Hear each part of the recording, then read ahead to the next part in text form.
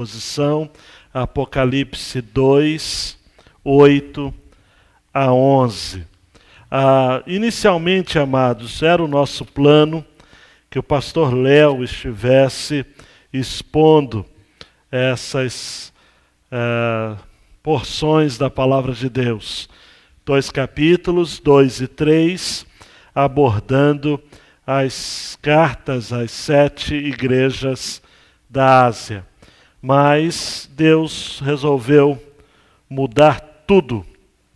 A propósito, Deus já vem mudando tudo há muito tempo, né? Então, não achamos, nem nos assustamos com isso.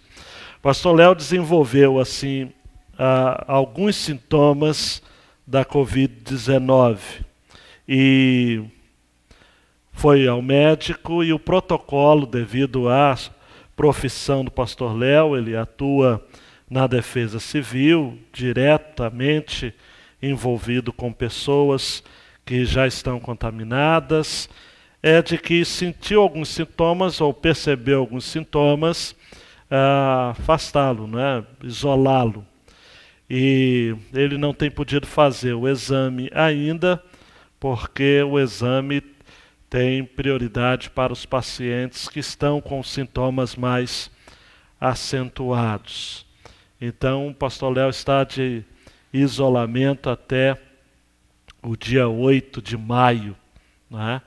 Então, eu vou estar prosseguindo essa exposição, isentei ele dessa responsabilidade, uma vez que ele ficou, inclusive, muito tenso por conta desse compromisso assumido com a gente.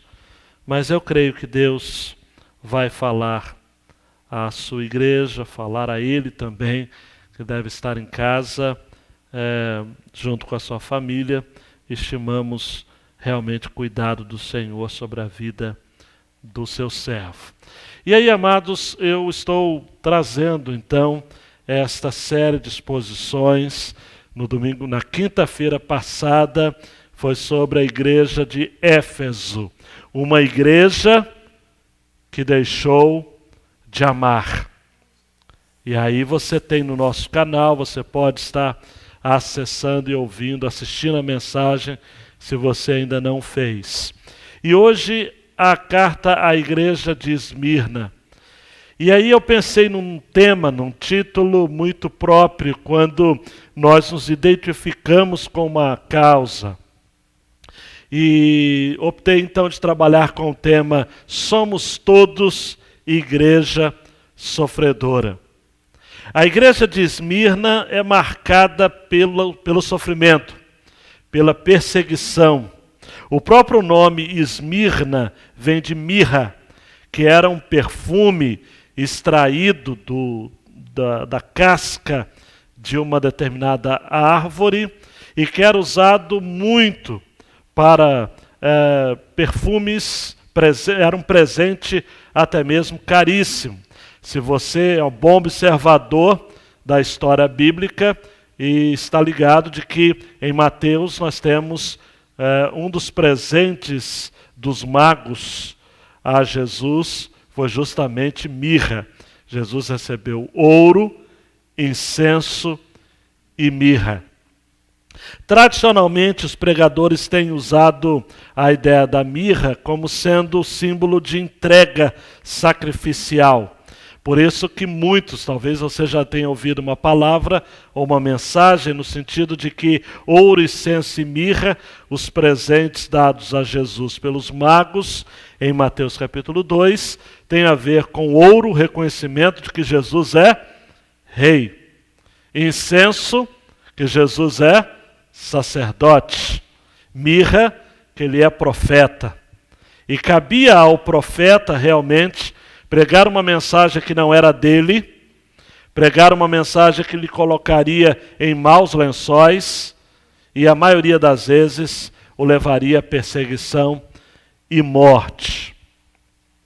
Então a história da igreja em Esmirna se confunde com a história de mártires, incluindo Policarpo, que eu vou estar citando ao longo da mensagem, que era bispo de Esmirna, um pastor de Esmirna, e com 86 anos de idade ele é morto no Coliseu. E é dele aquela frase famosa quando os seus algozes lhe pedem para que ele renuncie a Jesus. E ele diz: como eu poderia renunciar a Jesus? Tenho servido a ele durante 86 anos. Não é? E Jesus avisa a igreja de Esmirna que a situação iria piorar. A palavra de Deus é dessas coisas, né? Às vezes a palavra de Deus diz: vai melhorar, tem esperança. Mas para a igreja de Esmirna, a palavra foi: vai piorar. Não temas o que há de sofrer. Ser fiel até a morte e dar-te-ei a coroa da vida. E cá para nós aqui, só recebe a coroa da vida quem já morreu. A coroa da vida não é para os vivos. A coroa da vida é para aqueles que superaram a vida pela morte e por isso vão herdar a vida eterna. Então, amados, se a igreja de Éfeso foi-lhe prometido comer da árvore da vida, a igreja de Esmirna foi prometido, então, receber a coroa da vida. Um comentário outro que eu julgo ser muito importante. Nós vivemos em um tempo delicado da história da igreja no Brasil e, por que não dizer, do mundo. Nós temos regiões do nosso mundo cujas histórias e narrativas de perseguição aos cristãos têm relatos assustadores. Coreia do Norte, China, Vietnã. Aqui na América Latina nós temos algumas regiões da Colômbia.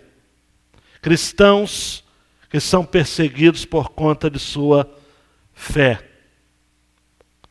Mas, incluindo então o corpo inteiro de Cristo como uma igreja sofredora, é mistério que compreendamos de que todas as vezes, e Paulo vai dizer isso a Timóteo, que queremos viver uma vida piedosa diante de Deus, nós vamos padecer perseguições. Eu não gosto muito de generalizações, mas eu tenho que adiantar para você que se o cristianismo que você vive não lhe inflige sofrimento, você não é de fato cristão. Porque viver de modo digno de Jesus é sofrer afronta por conta do seu nome. Então a mensagem desta noite é um despertamento. Me perdoe a franqueza, mas é um tapa na cara de uma igreja acomodada. É estranho, mas nós temos registros e relatos e falas de pastores e de igrejas que não querem sofrer, que não querem ser perseguidos. No Brasil, amados, a despeito de estarmos sob um governo democrático, eleito democraticamente, e com uma proposta próxima àquilo que nós chamaríamos de um discurso conservador, ainda há perseguição. Há uma outra faceta, há um outro tipo de perseguição, mas há. E nós precisamos, como igreja que está recolhida em casa, isso não é uma forma de perseguição também? Só para você perguntar. Eu soube que o reverendo Augustus Nicodemos teve uma live. Hoje todo mundo está fazendo live, até o pastor Ezequias está fazendo live. Com o Hernandes Dias Lopes. Imagina essa dobradinha numa live. E o pastor Augusto teria dito, soube que ele estaria preocupado com o precedente que nós estamos tendo em nosso país, do fechamento das igrejas por esse período. Sem julgar a questão da sua necessidade momentânea, estratégica ou não, mas ele estava preocupado e lançou essa questão, se em outros momentos também será igualmente fácil e, por que não dizer, cômodo, também estabelecer um decreto que seja para silenciar o testemunho público da Igreja do Senhor em nosso país. É uma brecha. Nós estamos vivendo uma brecha. Então eu julgo, amados, de que somos Esmirna. E como eu tenho dito, a tendência é piorar. Vamos ao texto. Apocalipse 2, 8 a 11. Escreve ao anjo da igreja em Esmirna. Isto é o que diz o primeiro e o último. Aquele que foi morto e reviveu. Conheço tua tribulação e tua pobreza, apesar de seres rico, e a blasfêmia dos que dizem ser judeus, mas não são. Pelo contrário, são sinagoga de Satanás. Não temas o que hás de sofrer. O diabo está para colocar alguns de vós na prisão, para que sejais provados. E passareis por uma tribulação de 10 dias. Ser fiel até a morte, e eu te darei a coroa da vida. Quem tem ouvidos, ouça o que o Espírito diz às igrejas. O vencedor de modo algum sofrerá a segunda morte. Rápidas conexões que eu quero fazer. A apresentação de Jesus como aquele que foi morto e reviveu. É o Jesus ressuscitado. Segundo, essa palavra Jesus morto, morte vai aparecer 2 vezes. Versículo 11, ser fiel até a morte, e o vencedor de modo algum sofrerá a segunda morte. Versos 9 e 10, nós temos 2 vezes a palavra tribulação. 9, conheço tua tribulação, e verso 10, passareis por uma tribulação. Então há aqui o propósito das perseguições. E por fim, o princípio é ensinado, que é o princípio da fidelidade. A igreja não deve se preocupar com crescimento. Ela deve se preocupar em ser fiel. Ser fiel até a morte. João Marcos, a grande ideia desta passagem é esta. No sofrimento, a igreja é tratada em seu orgulho e passa a valorizar o que de fato importa: ser fiel ao Senhor. O sofrimento, amados, é tratamento de Deus para a igreja. O sofrimento é um desmame que o Senhor faz à igreja, de sua autossuficiência, de seu orgulho, de sua prepotência. O que estamos vivendo em nossa igreja é justamente parte desse tratamento. E quando uma igreja apreende o seu sofrimento, ela aprende, entende e valoriza aquilo que de fato importa, que é ser fiel ao seu Senhor. A igreja tem um Senhor e precisa ser fiel a Ele. Amados e amadas, a cidade de Esmirna era uma grande cidade, disputava com Éfeso a primazia no comércio. Alguns estudiosos chamam a cidade de Esmirna como a beleza da Ásia. Até hoje é uma cidade grande, É a terceira cidade maior da Turquia e o segundo mais importante porto daquele país. Esmirna tem uma curiosidade, ela foi destruída e reconstruída algumas vezes ao longo da história, sendo a mais famosa no século 7 a.C., ela foi destruída pelos lídios e reconstruída no final do 4º século a.C. pelos gregos. Era uma cidade que, na sua reconstrução, ganhou uma nova vida, e por isso que é uma cidade que morreu e tornou a viver. Por conta disso que Jesus se apresenta a ela como aquele que foi morto e reviveu. O primeiro e o último. Esmirna foi a primeira cidade, amados, a aderir o culto ao imperador. Era um centro de idolatria estatal. Havia na cidade, então, um templo, um espaço chamado Guardião do Templo, onde ela se orgulhava de ser leal ao imperador, a ponto de cultuá-lo como um deus, o imperador Tibério. Foi a primeira cidade da Ásia a construir um templo para a deusa Roma. E, em 26 depois de Cristo, foi escolhida como local do templo ao imperador Tibério.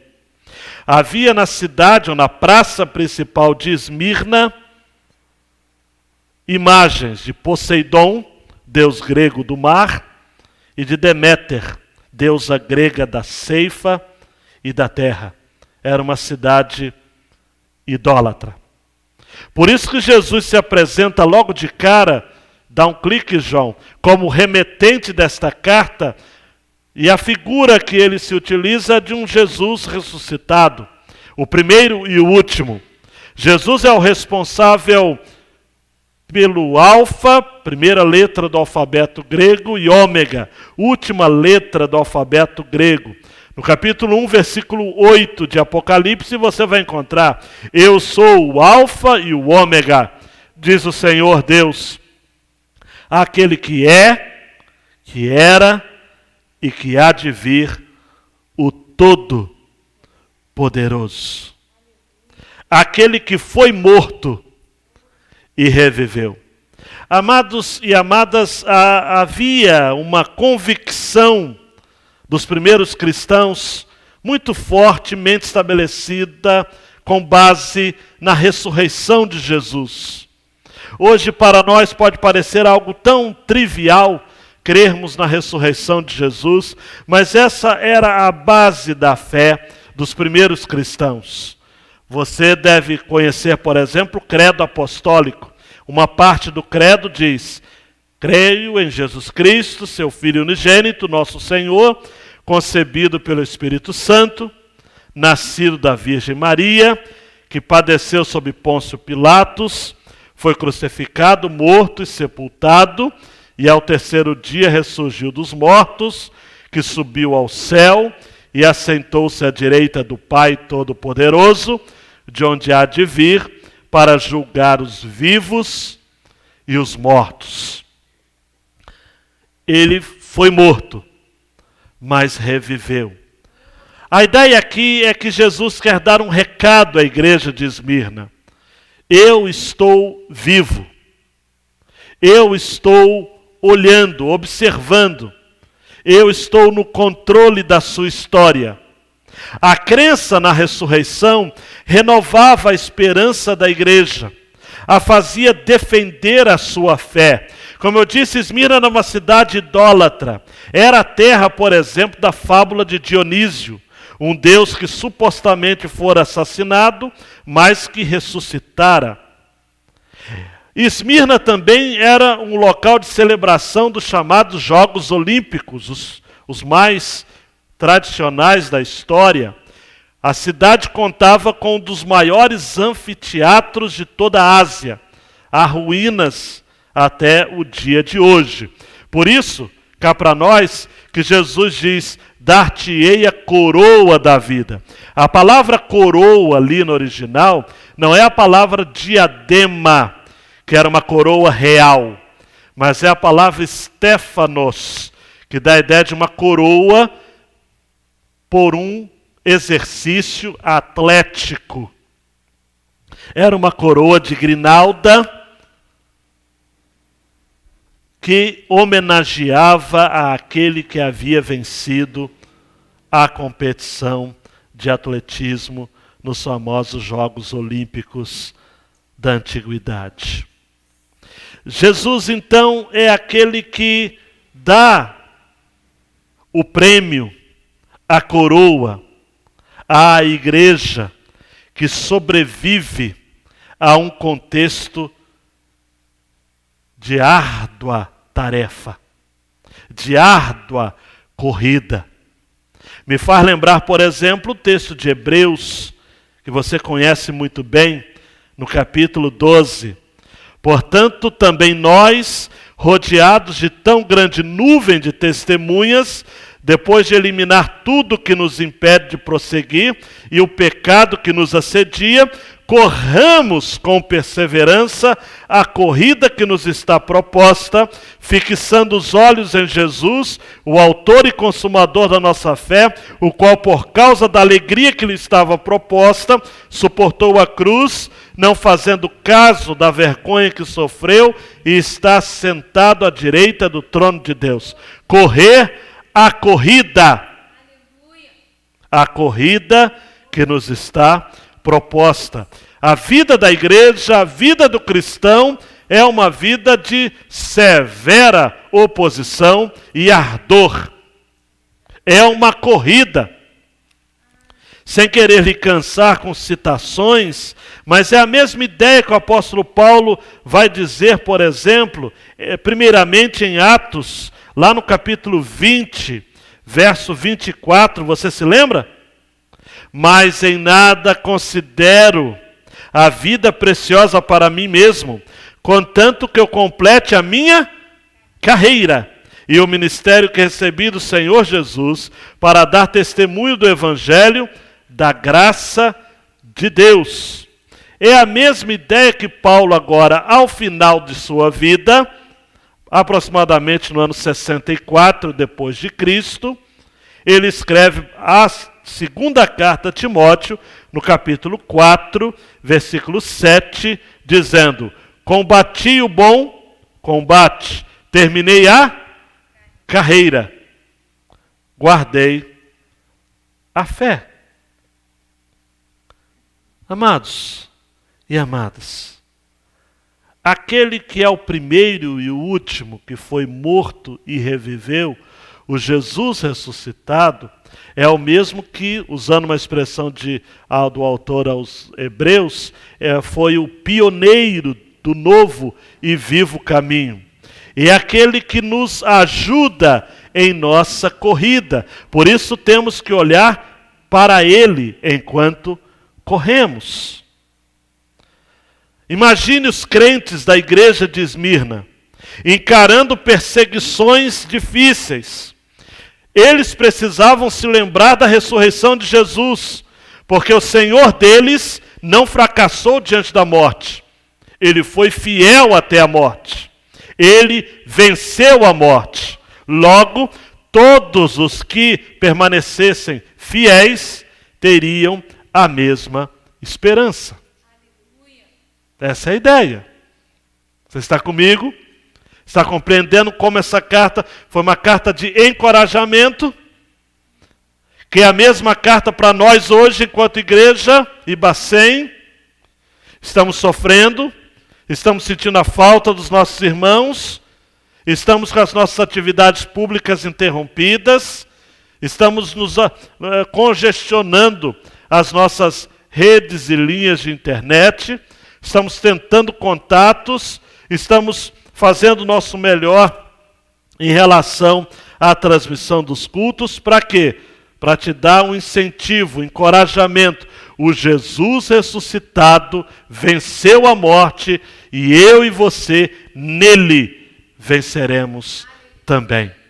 Por isso, amados, que Jesus vai dizer em João capítulo 11, eu sou a ressurreição e a vida. Aquele que crê em mim, ainda que morra, viverá. Viverá. Agora, qual o propósito das perseguições, João Marcos?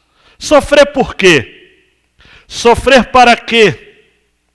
Jesus diz, versículo 9, conheço tua tribulação. É a mesma expressão do versículo 2 do capítulo 2, referindo-se à igreja de Éfeso. Conheço tuas obras, teu trabalho e tua perseverança. A igreja de Esmirna, versículo 9, Jesus diz, conheço tua tribulação e a tua pobreza. Deus está dizendo, eu conheço vocês. Amados, como é confortante saber que Jesus conhece a nossa igreja. Jesus sabe das nossas debilidades, das nossas fragilidades, sabe das nossas potencialidades. Esmirna, cujo nome significa perfume suave, era uma cidade idólatra. Havia ali um culto ao próprio imperador. E deixar de cultuar ao imperador era crime contra o Estado romano, ao que em direito chamamos de lesa Estado ou lesa majestade, passivo inclusive de ser punido com a morte. Então vocês imaginam numa igreja dessa, numa cidade dessas, ser membro de uma igreja evangélica? Era para poucos. Só quem tivesse coragem. Tem que ter coragem. Por isso que era uma igreja pequena, pobre. Embora não exista igreja pobre, daqui a pouco eu vou explicar. Mas Jesus diz, conheça a tua tribulação. Me permita ser um pouco rasteiro no linguajar. Conheça o teu perrengue. Conheça as tuas lutas. A palavra tribulação, agora para ser mais acadêmico, vem do latim tribulum, que significa peneirar ou tirar a palha, remexer, balançar, peneirar. Conheço a tua tribulação. Sei que vocês têm sido espremidos. Sei que estou passando um buril. Buril é um instrumento que é usado para confecção de gravuras em metal e madeira. Eu sei que vocês estão sendo atribulados. E eu conheço também a pobreza de vocês. E pobreza aqui no original significa pobreza abjeta, que não possui absolutamente coisa alguma. Não é a pobreza que eu tenho, que alguns dos que estão aqui, poucos de nossa equipe, Willow, temos. Uma pobreza no sentido de não sermos ricos. Não, é a pobreza de miséria total e absoluta. Conheço a tua miséria, apesar de seres rico. Grife aí na sua Bíblia. Jesus está, ao mesmo tempo que fala, eu conheço que vocês são miseráveis, mas na verdade, vocês são muito ricos. Aí me faz lembrar aquele texto fantástico de Paulo, 2 Coríntios 6, 8 a 10. Está comigo? Por honra e por desonra, por infame e por boa fama, como enganadores e sendo verdadeiros, como desconhecidos, mas sendo bem conhecidos, como morrendo e eis que vivemos, como castigados e não mortos, como contristados, mas sempre alegres, como pobres, mas enriquecendo a muitos. E a expressão final é a que eu mais gosto, como nada tendo e possuindo tudo. Conheço a tua tribulação e a tua pobreza, apesar de seres rico. E a blasfêmia dos que dizem ser judeus. Havia uma comunidade de judeus em Esmirna, que como o judaísmo era considerado religião permitida no Império Romano, Em latim se usava religio licita, uma religião lícita. Eles não faziam questão de defender os cristãos, até mesmo porque muitos cristãos haviam sido convertidos justamente do judaísmo. Então eles infligiam, amados, uma perseguição atroz aos cristãos. Então, olha para mim, os cristãos sofriam do Estado romano e sofriam também dos chamados judeus, dos que se diziam judeus, mas não são. Por quê? Porque o judeu verdadeiro é o judeu messiânico, é o judeu que crê e confessa Jesus. Esse é o verdadeiro judeu. Verdadeiro judeu é aquele que não é do sangue, por étnica, por etnia, mas por aquele que confessa a Jesus. E nós vamos estar trabalhando um texto que vai estar referendando isso. Logo, Jesus chama esses judeus de sinagoga de Satanás. Amados, preste atenção aqui. Jesus já havia avisado no seu sermão escatológico que haveria um tempo de severa perseguição. Mateus 10, 21 a 23. O irmão entregará à morte o irmão, o pai o filho, os filhos se levantarão contra os pais e os matarão. Odiados de todos sereis por causa do meu nome, mas aquele que perseverar até o fim será salvo. Quando, pois, os perseguirem nesta cidade, fugir para outra, porque em verdade vos digo que não acabareis de percorrer a cidade de Israel sem que venha o Filho do Homem. Aqui não era nem o sermão escatológico ainda. O sermão escatológico vai ser no capítulo 24. Mas esse aqui é quando são enviados, amados, os discípulos para percorrer as cidades, propagando o Evangelho, os 12, sua missão. E Jesus já diz o seguinte: olha, vocês serão perseguidos. No capítulo 24, que será, esse sim, o início do chamado sermão escatológico, ou sermão profético, Jesus havia deixado claro de que haveria perseguição grande, a ponto de dizer o seguinte, amados, versículo 21 do capítulo 24. Porque haverá uma tribulação muito grande, como nunca houve desde o princípio do mundo até agora, nem jamais haverá. E se aqueles dias não fossem abreviados, ninguém seria salvo. Mas por causa dos escolhidos, eles serão abreviados. Então, se alguém vos disser, o Cristo está aqui, ou ele está ali, não acrediteis. Porque surgirão falsos cristos e falsos profetas, que realizarão grandes sinais e milagres a tal ponto, que se fosse possível enganariam até os escolhidos. Eu vos tenho dito estas coisas antes que aconteçam. Dias severos, dias de sofrimento. Amados, um cristão chinês do passado chamado Atmani disse que muitos querem pregar sem que sejam a própria pregação. Mas na longa carreira é o que somos e não o que fazemos que importa a Deus. Sofrimento. Jesus vai dizer também em Lucas 21, 10 a 13, principalmente os versos 12 e 13. Mas antes de todas essas coisas, isto é, de todas essas tribulações, lançarão mão de vós e vos perseguirão, entregando-vos às sinagogas, às prisões e conduzindo-vos à presença de reis e presidentes por amor do meu nome.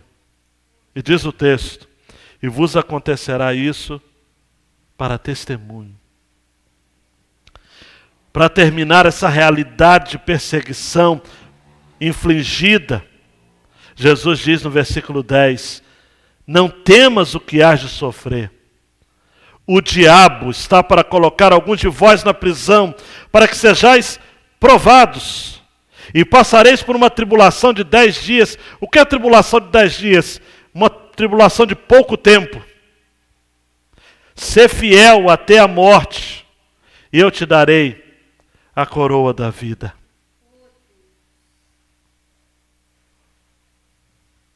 Pedro vai escrever em sua primeira carta, capítulo 5, 8 e 9.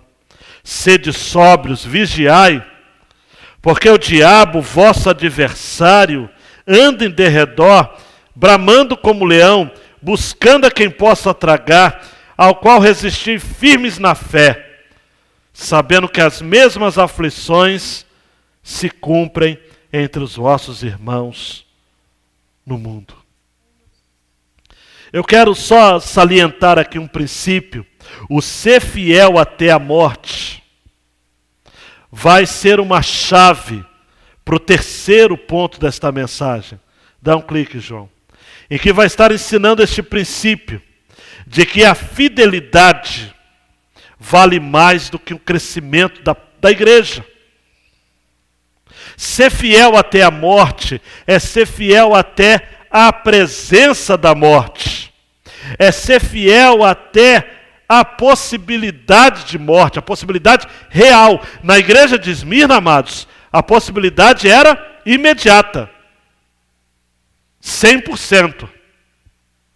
Hoje, talvez, você que esteja me ouvindo, vai estar dizendo, eu nunca fui alvo de perseguição por conta de minha fé.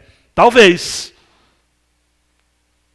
Perguntaram para o irmão André, da missão Portas Abertas, se não haveria possibilidade aqui do Ocidente de termos uma perseguição maior do Evangelho, em relação ao Evangelho. E o irmão André teria dito, não, o cristianismo que se vive aqui no Ocidente não despertaria perseguição de ninguém. Lamentável. A nossa fidelidade tem que ser diante da presença da morte. O diabo lançaria alguns daqueles cristãos amados na prisão.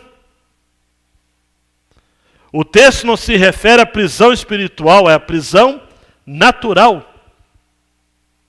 A nova tradução da linguagem de hoje traduziu assim: não tenham medo do que vocês vão sofrer, escutem, o diabo vai pôr na prisão alguns de vocês para que sejam provados e sofram durante 10 dias, sejam fiéis mesmo que tenham de morrer. E como prêmio da vitória, eu lhes darei a vida. Essa é a ideia do texto. Sejam fiéis mesmo que tenham de morrer. Amados, a coroa da vida, essa coroa do vencedor, entregue nos jogos esportivos anuais, Esmirna como uma grande participação desses jogos. Os cristãos ali entendiam muito bem. Tiago vai dizer, bem-aventurado o homem que suporta a tentação, porque quando for provado, receberá o quê? A coroa da vida, a qual o Senhor tem prometido aos que o amam. A igreja, amados do Senhor Jesus nos nossos dias, preste atenção, não pode ser tratado como uma empresa que precisa gerar lucro. Spurgeon disse no passado algo muito interessante. A igreja, a sua época, né? Imagina hoje, abandonou a pregação ousada, depois amenizou seu testemunho, depois passou a aceitar e justificar as frivolidades que estavam em voga no mundo, e em passo seguinte começou a tolerar em suas fronteiras pecado, carnalidade, sob o pretexto de ganhar as multidões. Mas o cristianismo apregoado nas Escrituras é o que nos leva às barras dos tribunais, às celas mais frias e gélidas e à morte. à morte. Por isso que no verso 11, terminando, Jesus usa aquela fórmula que todas as cartas nós vamos encontrar. Ser fiel, quem tem ouvidos, ouça o que o Espírito diz às igrejas. O vencedor, que é o fiel, de modo algum sofrerá o dano da segunda morte. Preste atenção aqui. Por que não sofrerá o dano da segunda morte? Porque a primeira vai sofrer, que é a morte física. Jesus já está dando como certo, de que a primeira morte é certa. Como é certa para nós, amados. Apocalipse capítulo 20, versículo 6, vai dizer: bem-aventurado e santo aquele que tem parte na primeira ressurreição. Sobre estes não tem poder a segunda morte. Se você tem dúvidas do que é a segunda morte, versículo 14 de Apocalipse 20. E a morte e o inferno foram lançados no lago de fogo. Essa é a segunda morte. A segunda morte é a morte espiritual, é a morte eterna, é a separação definitiva de Deus. Se você tem dúvidas ainda, Apocalipse 21, 8. Mas quanto aos tímidos, aos incrédulos, aos abomináveis, aos homicidas, aos fornicadores, aos feiticeiros, aos idólatras e a todos os mentirosos, a sua parte será no lago que arde com fogo e enxofre, o que é a segunda morte. Segunda morte. Todos vamos morrer, mas alguns de nós, amados, vão ter uma morte por conta do Evangelho. E nós precisamos estar preparados para isso. Havia uma consciência, amados, na igreja do primeiro século, de que os mártires, eles são a riqueza da igreja. Há uma frase famosa de Tertuliano: a perseguição é a sementeira da igreja. A palavrinha testemunha ou testemunho tem como raiz no grego a palavra mártir. Nós precisamos de mais mártires nos nossos dias. Homens e mulheres dispostos a viver uma fé, mesmo diante da morte. Aplicações que eu quero fazer para a gente parar e pensar e levar tudo isso muito a sério. A primeira, João, não existe igreja pobre. Cada igreja tem potencial para ser mais do que tem sido na história. O que acontece é que muitas não conhecem a sua verdadeira riqueza. Jesus disse acerca dessa igreja: conheça a tua tribulação, a tua pobreza, apesar de seres rico.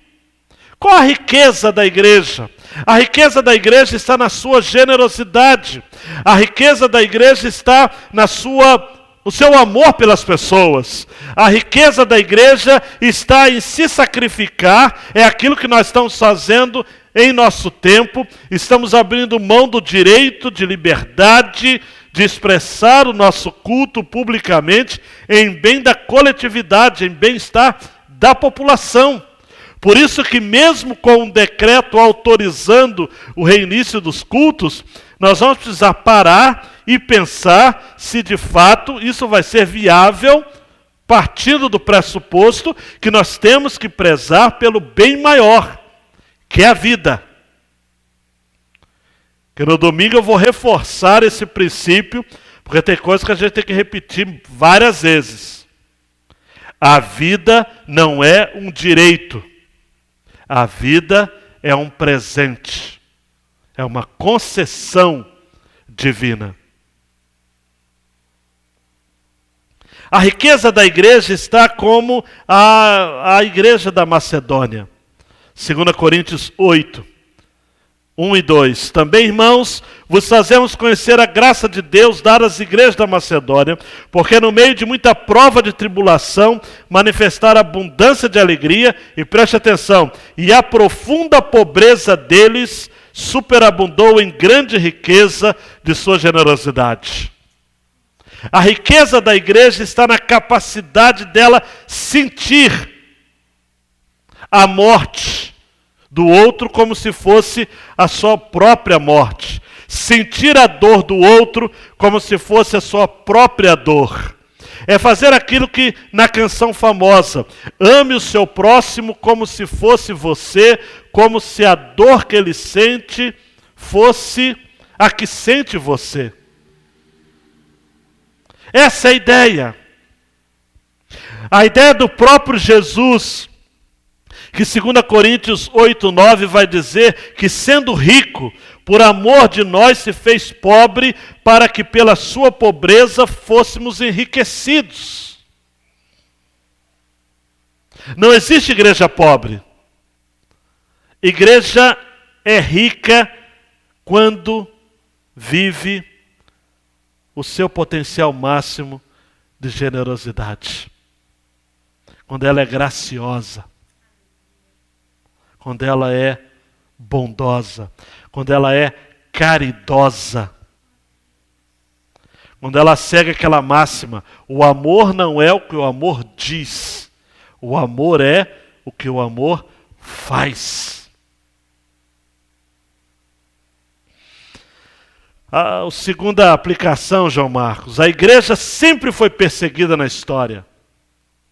Não está sendo diferente em nossos dias. Não somos considerados em nada. E quando somos chamados, nos nomeiam representantes inescrupulosos. É incrível, amados, como que os cristãos em nosso país, sobretudo os evangélicos, são tratados como massa de manobra. São tratados como um povo facilmente manipulado. E, infelizmente, na maioria das vezes, o é. Os falsos evangélicos, os falsos pastores, os falsos profetas, os falsos apóstolos. Nós não precisamos, amados, da política. Nós precisamos de Deus. A igreja sempre foi perseguida e sempre será. Em regimes de esquerda, como na Rússia stalinista, em regimes de direita, como na Alemanha nazista. Em sistemas capitalistas, como os Estados Unidos, que os verdadeiros cristãos são perseguidos por conta de sua mensagem contra o sistema. Aquilo que é ficção no filme Deus Não Está Morto, já é realidade em alguns cantos dos Estados Unidos e do mundo. Pastores que são pressionados a pregar o politicamente correto. E somos perseguidos também em países de regime comunista, como a China e, sobretudo, na Coreia do Norte. Limitados em Cuba, limitados na Venezuela, limitados em vários cantos deste país, por todas as ideologias possíveis.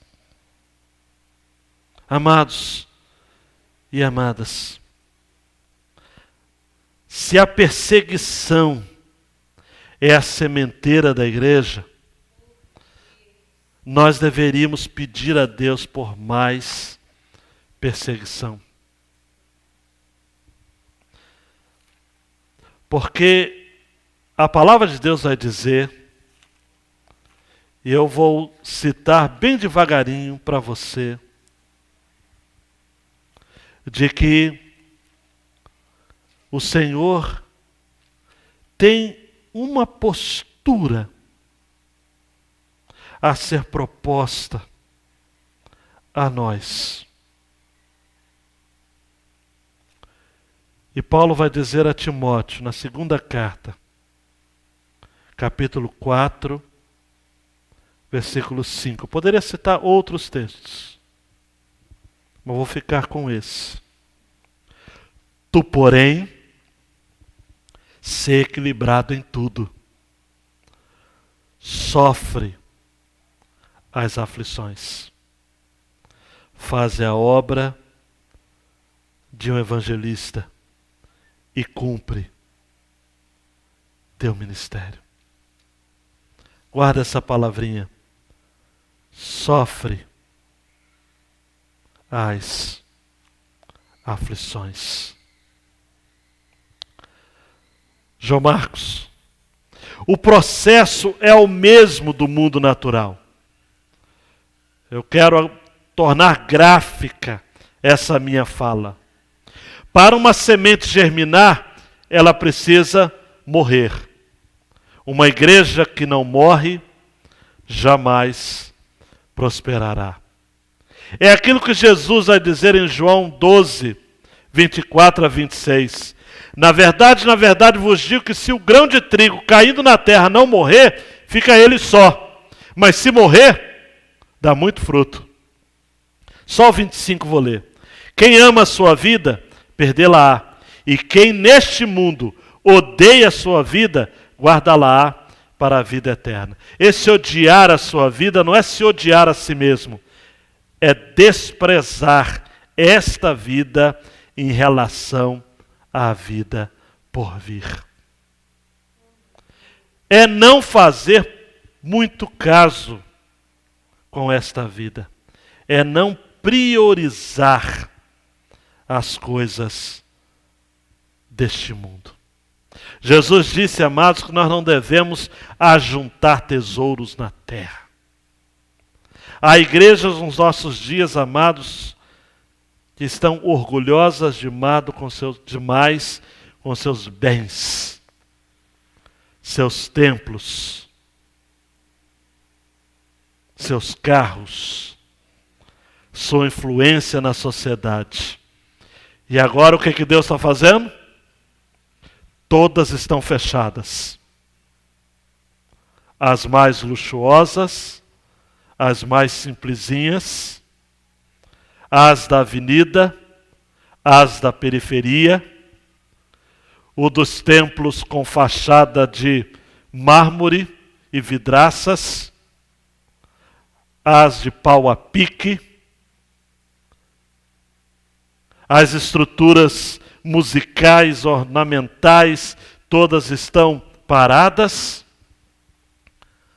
E Deus está com isso dizendo à igreja: eu quero a fidelidade e não a ostentação.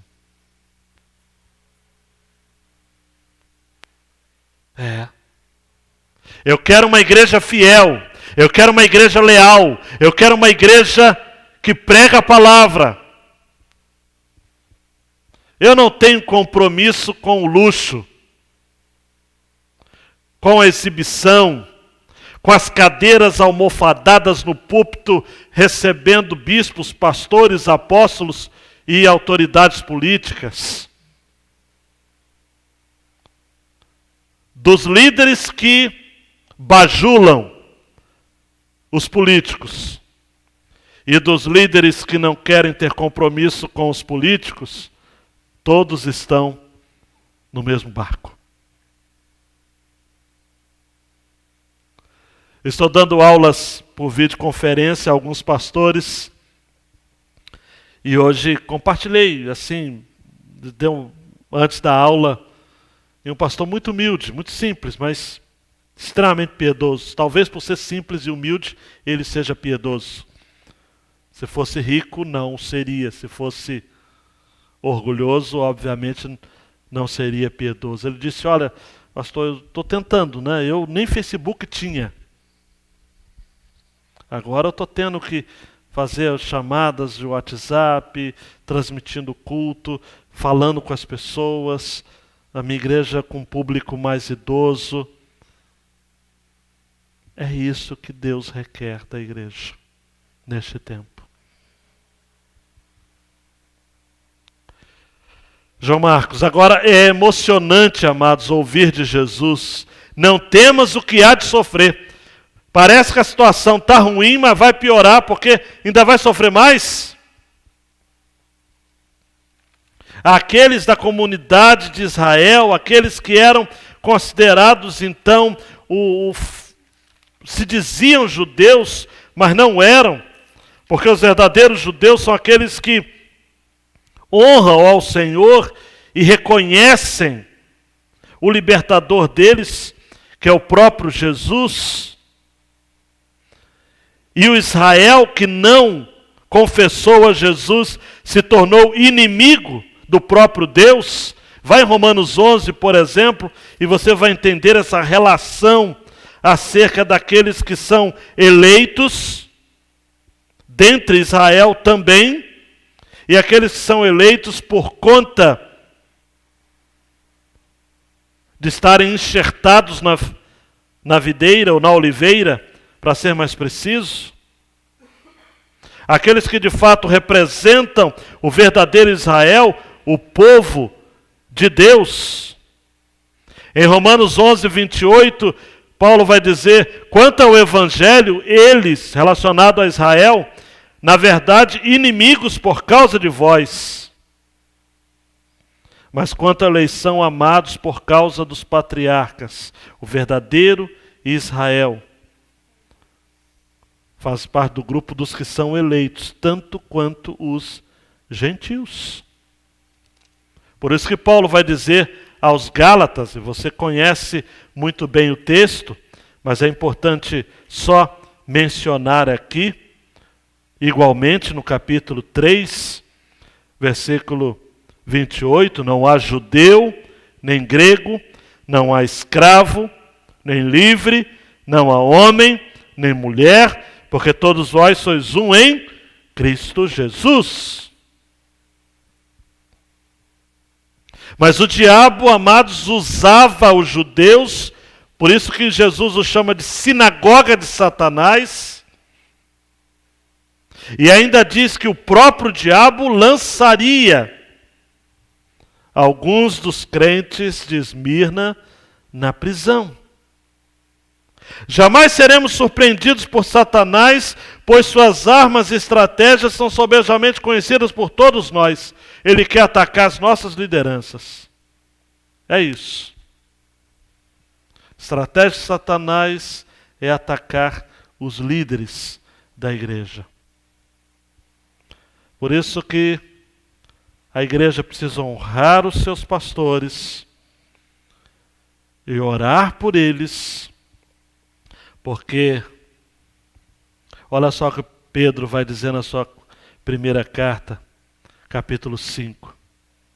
Aos presbíteros que estão entre vós, pastores, admoesto eu, que sou também presbítero com eles, e testemunha das aflições de Cristo, e participante da glória que se há de revelar, apacentai o rebanho de Deus que está entre vós, tendo cuidado dele, não por força, mas voluntariamente, nem por torpe ganância, mas de ânimo pronto, nem como tendo domínio sobre a herança de Deus, mas servindo de exemplo ao rebanho. E quando aparecer o sumo pastor, alcançareis a incorruptível coroa da glória. Os pastores são testemunhas das aflições de Cristo. Os verdadeiros pastores. E a última aplicação. Quando sobrevivemos a um tempo de severas provações, como este que estamos vivendo, retornamos mais fortes. O que significa que mesmo que voltemos menores em números humanos, e até mesmo empobrecidos talvez, voltaremos maiores em números espirituais. O mundo, amados, pode olhar para nós e dizer que somos pobres cristãos, mas aos olhos de Deus somos ricos. 1 Pedro 4, 13. Alegrai-vos no fato de serdes participantes das aflições de Cristo, para que também na revelação da sua glória vos regozijeis e alegreis.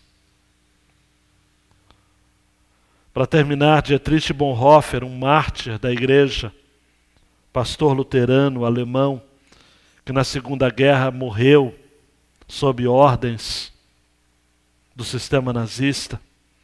Ele escreveu vários livros na prisão e um deles ele apontou o custo do discipulado.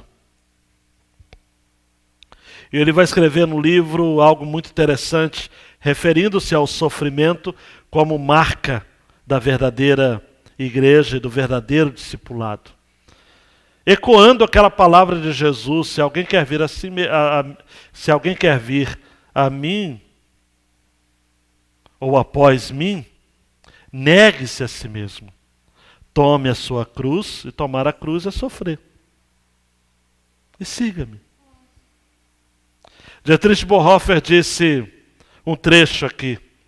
O sofrimento é, pois, a característica dos herdadeiros ou dos seguidores de Cristo. O discípulo não está acima do seu mestre. O discipulado é sofrimento obrigatório. Por isso Lutero incluiu o sofrimento no rol dos sinais da verdadeira igreja. Quem não quiser tomar sobre si a cruz, quem não quiser expor sua vida ao sofrimento e à rejeição por parte dos seres humanos, perde a comunhão com Cristo e não é seu discípulo. Quem, porém, perder a sua vida no discipulado, no carregar da cruz, tornará a encontrá-la no próprio discipulado, na comunhão da cruz com Cristo. E Dietrich Bonhoeffer termina dizendo: o oposto do discipulado é envergonhar-se da cruz, é escandalizar-se por causa da cruz. Dando um clique, João, para terminar. Policarpo, como eu disse e citei anteriormente, foi pastor em Esmirna. Diz a história que tanto o procônsul romano, Antonino Pius, quanto as autoridades civis da cidade tentaram persuadi-lo a abandonar a fé. Ele tinha uma idade avançada. E ele respondeu: eu tenho servido Cristo por 86 anos e ele nunca me fez nada de mal. Como eu posso blasfemar contra o meu rei que me salvou? Era o ano 156 da era cristã. Na cidade de Esmirna, Policarpo é colocado na fogueira. Mas milagrosamente as chamas não queimaram. Seus algozes então o apunhalaram até a morte. E depois queimaram seu corpo numa estaca. Depois os membros da igreja, os discípulos, tomaram o restante de seus ossos e colocaram numa sepultura. Segundo a história, os judeus estavam tão ávidos pela morte de Policarpo quanto os pagãos, por causa de sua defesa contra as heresias.